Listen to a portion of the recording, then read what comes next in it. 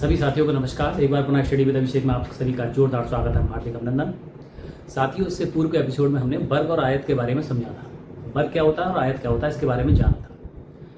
आज उसी क्रम में आगे बढ़ते हुए हम वर्ग के बारे में जानेंगे, वर्ग के परिमाप, वर्ग का क्षेत्रफल और वर्ग के विकर्ण के बारे में जानेंगे। फिर एक उदाहरण करेंगे ताकि हमें उससे अच्छे से समझ में आ जाए। चलिए शुरुआत करते हैं। साथियों, आपको पता ही है वर्ग क्या होता है। वर्ग मैंने बताया था ऐसी आकृति जिसकी चारों भुजाएं कैसी हो, समान हो और उसके चारों कोण कैसे हो, 90 डिग्री के हो, क्या कहलाएगा, वर्ग कहलाएगा। और आज हम उसी क्रम में सबसे पहले जानेंगे कि वर्ग का क्षेत्रफल क्या होता है, वर्ग का परिमाप क्या होता है और वर्ग का विकर्ण क्या होता है। तो सबसे पहले हम शुरुआत करते हैं वर्ग यानी कि स्क्वायर के परिमाप यानी कि पेरीमीटर से। तो हमने बताया था कि किसी आकृति का, किसी बहुभुज का पेरीमीटर यानी कि उसकी समस्त भुजाओं का योग होता है। क्योंकि इसमें 4 भुजाएं होती हैं वर्ग में, तो वर्ग की सभी भुजाएं कैसी होती हैं, समान होती हैं। तो हम ये कह सकते हैं कि वर्ग की समस्त भुजाओं का योग उसका परिमाप कहलाएगा, पेरीमीटर कहलाएगा। क्योंकि चारों भुजाएं समान हैं तो हम ये कह सकते हैं a plus a plus a plus a यानी कि 4a।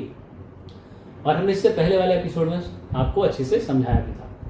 तो वर्ग का परिमाप क्या हो जाएगा, 4 इंटू साइड या 4 गुणा भुजा। एक भुजा की लंबाई को अगर 4 से गुणा कर देंगे तो क्या आ जाएगा, वर्ग का परिमाप। अब इसके बाद वर्ग का क्षेत्रफल।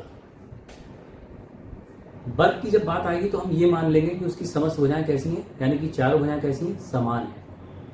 और वर्ग का परिमाप क्या होता है, भुजा की घात 2 या साइड का स्क्वायर।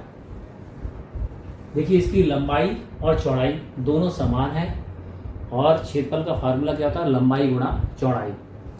तो जब लंबाई गुणा चौड़ाई होगी, एरिया बराबर क्या हो जाएगा, L इंटू बी होता है और यहाँ पर A इंटू ए दोनों बराबर हैं तो क्या हो जाएगा, ए स्क्वायर, या ये कह सकते हैं भुजा की घात 2। ठीक है, तो वर्ग यानी कि स्क्वायर का क्षेत्रफल यानी कि एरिया क्या हो जाएगा, साइड का स्क्वायर या भुजा का स्क्वायर। ठीक है, अब बातें विकर्ण। देखिए किसी वर्ग का विकर्ण उस त्रिभुज को उस चतुर्भुज को क्या करता है, 2 भागों में विभाजित करता है।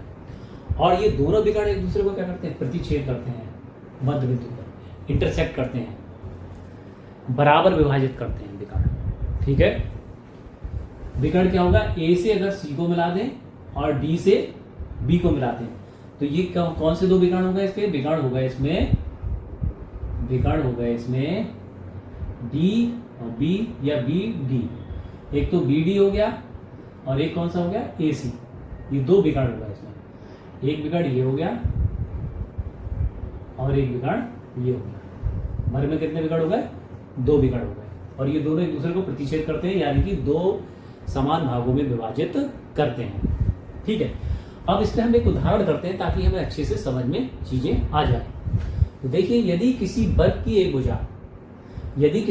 एक भुजा समझिए यह साइड 4 मीटर है, क्या है, 4 मीटर है, तो उसका परिमाप क्षेत्रफल एवं विकर्ण ज्ञात करो। इस सवाल में हमने ऐसे लिखा है कि इसमें तीनों चीजें ज्ञात करनी है ताकि आपको अच्छे से समझ में आ जाए। तो सबसे पहले हम ये करते हैं कि एक वर्ग को बना लेते हैं जिसकी एक भुजा 4 मीटर है, यहां से यहां तक 4 मीटर। चूंकि वर्ग की क्या होती है, समस्त भुजाएं समान होती हैं, तो ये जब 4 मीटर है तो ये वाली भी क्या हो जाएगी, 4 मीटर हो जाएगी। ये वाली भी क्या हो जाएगी, 4 मीटर हो जाएगी। और ये वाली भी क्या हो जाएगी, 4 मीटर हो जाएगी, 4 मीटर। ठीक है, और सबसे पहले हम क्या निकालेंगे, इसका परिमाप। परिमाप मीन्स क्या होता है, पेरीमीटर। परिमाप समस्त भुजाओं का योग, ये भी लिख सकते हैं, समस्त भुजाओं का योग। ये बहुत ही महत्वपूर्ण है, अगर एक बार समझ में आ गया आपको तो फिर आप लाइफ लॉन्ग नहीं भूलेंगे इसको। तो समस्त भुजाएं क्या होगी, एक भुजा ये होगी 4। मैं आपको बहुत अच्छे से समझाने की कोशिश कर रहा हूँ, एक बार समझ में आ गया तो आप भूलेंगे नहीं। फिर दूसरी भुजा क्या होगी, 4। फिर ये तीसरी भुजा क्या होगी, 4। फिर ये चौथी भुजा क्या होगी, 4। यानी कि 4 दूनी 8 दूनी 16 दूनी 4 4 8 8 4 12 12 4 16 मीटर। ये इसका परिमाप हो गया। अब फार्मूला हमने बताया था आपको 4 इंटू साइड, इसे ये भी कर सकते हैं 4 इंटू एक भुजा 4 है, तो क्या हो जाएगा 16 मीटर। ये इसका क्या आ गया आपका परिमाप। परिमाप का मतलब ही होता है कि समस्त भुजाओं, किसी बहुभुज का, किसी भी आकृति की समस्त भुजाओं का योग क्या होगा, उसका परिमाप या पेरीमीटर होगा। अब तो ये हो गया परिमाप या पेरीमीटर। अब बात करेंगे एरिया, एरिया या क्षेत्रफल। देखिए किसी वर्ग का क्षेत्रफल, वर्ग का क्षेत्रफल क्या होगा, ये पूरा स्थान, ये इसका क्या होगा क्षेत्रफल होगा। अगर हम किसी कागज को किसी समतल पर रख दें और वह जो कागज है वो समतल को जिस स्थान तक ढक लेगा या जितना ढक लेगा, जितना उसको कवर कर लेगा, वो उसका क्या कहलाएगा, क्षेत्रफल कहलाएगा। और क्षेत्रफल का साधारण फार्मूला क्या होता है, लंबाई इंटू चौड़ाई। अब हम क्या करेंगे, इसमें सीधे फार्मूला लगाएंगे, भुजा की घात 2 या साइड का स्क्वायर, साइड का स्क्वायर या भुजा की घात 2। साइड हमें दे रखी है, किसी वर्ग की साइड कितनी दे रखी है, 4 मीटर दे रखी है, तो 4 का वर्ग, यानी कि वर्ग का मतलब होता है 4 की आपस में 2 बार गुणा, या ये भी लिख सकते हैं 4 गुणा 4 बराबर 16। ठीक है। अब इसकी यूनिट क्या होगी, वर्ग मीटर। ठीक है, क्योंकि क्षेत्रफल निकालना है तो 4 मीटर की 4 मीटर से गुणा हो रही है, तो इसकी यूनिट भी क्या हो जाएगी, मीटर स्क्वायर। क्षेत्रफल की यूनिट हमेशा मीटर स्क्वायर, और अगर हम उसका आयतन निकालेंगे तो मीटर क्यूब।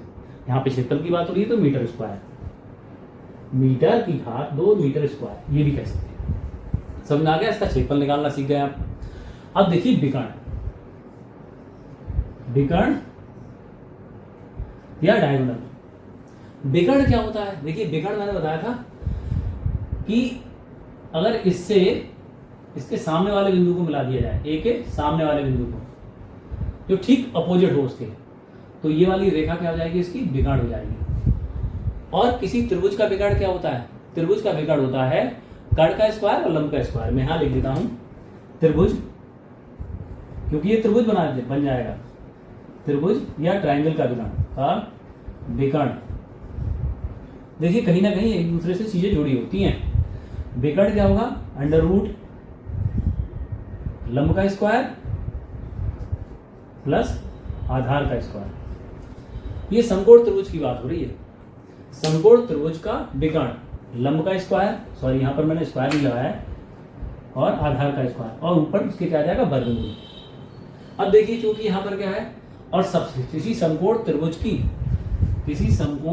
त्रिभुज की सबसे बड़ी भुजा क्या होती है, विकर्ण होती है। क्या होती है, विकर्ण होती है। ये विकर्ण भुजा है, ठीक है, ये मान लो लंब हो गया और ये आधार हो गया। क्योंकि ये और ये दोनों बराबर हैं, तो यहां पर क्या रखेंगे, ए का ए रख देंगे, और ए का क्या हो जाएगा, वर्ग लंब का। ऐसी ये भी क्या है, ए है आपका, तो ए का वर्ग, इसका अंडर रूट। ये देखिए क्या हो जाएगा, अंडर रूट 2a स्क्वायर। तो अंडर रूट 2 तो रहेगा, ए का, ए को हम ऐसे लिख लेंगे तोड़ करके 2 इंटू ए। अब देखिए वर्गमूल निकालने के लिए जोड़ा बना लेते हैं, तो ए का तो जोड़ा बन गया, तो ए बाहर आ जाएगा, ए अंडर रूट 2। ये हमने विकर्ण का फार्मूला निकाला है, जो कि हमने डायरेक्ट लिखा है। अब हम क्या करेंगे, इसको यहां पर अप्लाई करेंगे। विकर्ण क्या होगा, वर्ग का विकर्ण बराबर क्या हो जाएगा, जो क्या दे रखा है मैंने, भुजा अंडर रूट 2 या ए अंडर रूट 2 फार्मूला, और ए की जगह कितना दे रखा है, 4 अंडर रूट 2 मीटर। ये इसका उत्तर आ गया। समझ आ गया। परिमाप क्या होता है, समस्त भुजाओं का योग वर्ग का, या 4 इंटू साइड। क्षेत्रफल क्या होता है, या एरिया क्या होता है, साइड इंटू साइड कह सकते हैं, या कह सकते हैं ए स्क्वायर, भुजा की घात 2 भी कह सकते हैं। तीसरा क्या है, वर्ग का विकर्ण क्या होगा, वर्ग का विकर्ण हो जाएगा साइड अंडर रूट 2 या भुजा अंडर रूट 2। ठीक है, समझ में आ गया आपको। तो एक अन्य उदाहरण से और समझते हैं। एक वर्ग का क्षेत्रफल एरिया 64 वर्ग मीटर हो, उस वर्ग का परिमाप और विकर्ण ज्ञात करना है। हमें पहले उदाहरण में क्या दे रखा था, हमें पहले उदाहरण में भुजा दे रखी थी वर्ग की, और हमें क्षेत्रफल, परिमाप और विकर्ण निकालना था। इसमें हमें वर्ग का क्या दे रखा है, इसमें वर्ग का हमें क्षेत्रफल दे रखा है, हमें भुजा ज्ञात करनी है, विकर्ण ज्ञात करना है और परिमाप ज्ञात करना है। तो देखिए क्या दे रखा है, तो इसको ऐसे समझते हैं, वर्ग का क्षेत्रफल, या इसे कह सकते हैं एरिया। क्या होता है? साइड का स्क्वायर या भुजा का स्क्वायर। अब क्योंकि एरिया कितना दे रखा है? 64 वर्ग मीटर, तो यहाँ पर वर्ग का क्षेत्रफल दे रखा है, तो ये लिख देंगे 64 वर्ग मीटर। और यहाँ पर साइड भुजा की घात 2। देखिए यहाँ पर भुजा की घात 2 है, तो जहाँ भुजा की घात 2 है तो इधर आकर तो क्या हो जाएगी? भुजा की घात, यहाँ पर भुजा की घात 2 है तो यहाँ पर क्या हो जाएगी? 64 की घात आधी या वर्गमूल आ जाएगा। तो भुजा ये लिख देंगे 64 वर्गमूल बराबर भुजा। यहाँ से 2 घात थी, यहाँ पर पहुंची तो 1/2 घात हो गई 64 की। तो वर्गमूल निकालते हैं तो हम जोड़ा बना लेते हैं, 8 2 64, 8 8 जा 64 भुजा। इन दोनों में से एक को क्या कर लिया हमने? बाहर ले लिया। तो भुजा बराबर क्या आ गई आपकी? बराबर 8 मीटर। 8 मीटर। अब देखिए भुजा आ गई आपकी। हमें क्या निकालना है? इस वर्ग का क्षेत्रफल निकालना है। क्या निकालना है? क्षेत्रफल। तो क्षेत्रफल के लिए फार्मूला, सॉरी क्षेत्रफल नहीं निकालना, परिमाप निकालना है। तो परिमाप या पेरीमीटर, परिमाप बराबर होता है 4 इंटू भुजा या 4 इंटू साइड। तो 4 गुणा 8 32 मीटर। 4 8 जा 32 मीटर। कितनी आ गई इसकी परिमाप? वर्ग का परिमाप आ गया 32 मीटर। ठीक है, अब निकालना है विकर्ण। विकर्ण या डायगोनल। विकर्ण बराबर क्या हो जाएगा? भुजा √2। अब भुजा हमने निकाल ली है 8 √2 मीटर। ये इसका विकर्ण आ गया। समझ गए साथियों? इससे पहले में हमें क्या दे रखा था? इससे पहले में दे रखी थी हमें भुजा, और हमें क्षेत्रफल निकालना था, परिमाप निकालना था और विकर्ण निकालना था। इसमें दे रखा था हमारे लिए क्षेत्रफल। क्षेत्रफल की सहायता से हमें क्या निकालनी थी? सबसे पहले भुजा। जब क्षेत्रफल पता होगा तो हमें सबसे पहले क्या ज्ञात करना होगा? भुजा। और भुजा के बाद हम क्या करेंगे? भुजा निकालने के बाद हम क्या करेंगे? इसमें सबसे पहले हम निकालेंगे इसका परिमाप, और परिमाप निकल आएगा तो हम निकालेंगे विकर्ण। ठीक है साथियों, थोड़ा सा और इसमें हम गहराई में जाकर समझते हैं। देखिए अभी हमें क्षेत्रफल दे रखा था, हमने क्या निकाली? भुजा। अगर इसी उदाहरण को देख लेते हैं, देखिए अगर हमें परिमाप पता होता, क्या पता होता? परिमाप। परिमाप दे रखा होता 32, वर्ग का परिमाप दिया होता, वर्ग का परिमाप अगर दे रखा होता 32, और हमसे ये पूछा था कि क्षेत्रफल निकालो, वर्ग का और विकर्ण निकालो, तो परिमाप की मदद से भी हम क्या निकालते? सबसे पहले क्या निकालते? भुजा ही तो निकालते। तो हम क्या करेंगे? परिमाप बराबर क्या होता है? 4 इंटू साइड। परिमाप दे रखा था 32, 4 गुणा साइड। साइड बराबर क्या हो जाता? 32/4, 32/4 यानी कि 8 मीटर। अब आ गया 8 मीटर। परिमाप दे रखा है, भुजा निकाल ली 8 मीटर। अब हम इसकी मदद से क्या निकाल सकते हैं? विकर्ण निकाल सकते हैं। विकर्ण का फार्मूला में लगा देंगे। विकर्ण बराबर क्या होता है? भुजा इंटू √2। तो भुजा की जगह 8 आ जाता, √2 मीटर, यही निकल आता। और हमें क्या निकालना होता? वर्गमूल, वो सॉरी वर्ग, क्षेत्रफल निकालना होता वर्ग का। तब भी क्या करते? हमें क्या दे रखा होता? 1 मीटर हमने भुजा निकाल ली थी, और हम यहाँ पर फार्मूले में लगा दी थी 8 का स्क्वायर। 8 का स्क्वायर क्या हो जाता? 64। ये चीज हमें फिर मिल जाती। और अगर हमें मान लीजिए ये भी ना दे रखा होता, हमें दे रखा होता वर्ग का विकर्ण। क्या दे रखा होता? वर्ग का विकर्ण दिया होता हमें। कितना दिया होता? 8 √2। तो हम क्या करते? भाई यही तो था 8 √2। अगर हम सवाल इस तरीके से ही पूछा सकता है, यदि किसी वर्ग का विकर्ण 8 √2 मीटर हो तो उस वर्ग का क्षेत्रफल और परिमाप ज्ञात करो। तो हमें क्या निकालना है? सबसे पहले हमें भुजा ही निकालनी है, कुछ भी दे रखा हो। तो वर्ग का विकर्ण दे रखा है 8 √2 मीटर, तो हम फार्मूला लगाएंगे। क्या होता है? भुजा √2 साइड √2 बराबर 8 √2। ये देखा था ना, बर का विकर्ण देखा 8 √2 मीटर। और बर के विकर्ण का फार्मूला क्या होता है, साइड √2 या भुजा √2। अब ये √2 से √2 कैंसिल हो जाता है। साइड बराबर क्या आती, 8 मीटर, या भुजा बराबर क्या आती है आपकी, ये भी 8 मीटर आ जाती।